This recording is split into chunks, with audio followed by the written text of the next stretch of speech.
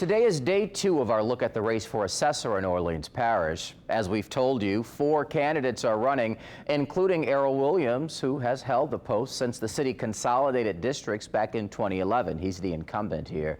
I shared part of Mr. Williams' pitch for another term yesterday. It does include another go at getting state lawmakers to pass a homestead exemption increase to $125,000 of a home's market value. But Cassius Peeler, who, like Williams, is running as a Democrat here, says homestead exemptions don't help the majority of homeowners. He says the next assessor in Orleans Parish needs to focus on renters. That way more people will want to stay in New Orleans. You know that renters pay property taxes through their landlord. Your landlord's paying property taxes and passing them down to you, right? Cassius Peeler's campaign ad featured him asking voters man-on-the-street-style questions about property taxes. Peeler is an attorney and senior professor of practice at Tulane University. He also has worked as a housing advocate, as an attorney in Washington, D.C. In New Orleans, he served as a past president and commissioner of HANO and on the steering committee for Rebuilding Together New Orleans.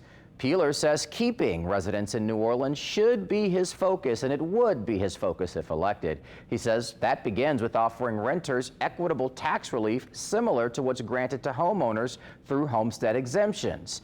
He also says short-term rentals should not be assessed as the same residential value of a home here, a part of the process.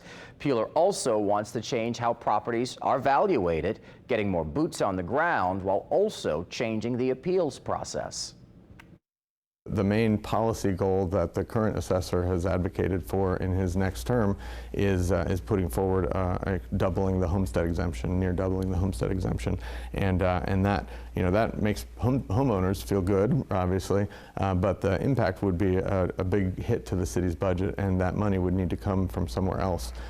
Typically, it would come from business owners and renters, and so it would raise costs on a lot of low-income families. Most renters would get essentially a rebate on their property tax or on their income tax that is intended to reflect some portion of the amount that they pay indirectly in property tax. The same way that the homestead exemption benefits homeowners, this is intended to benefit renters.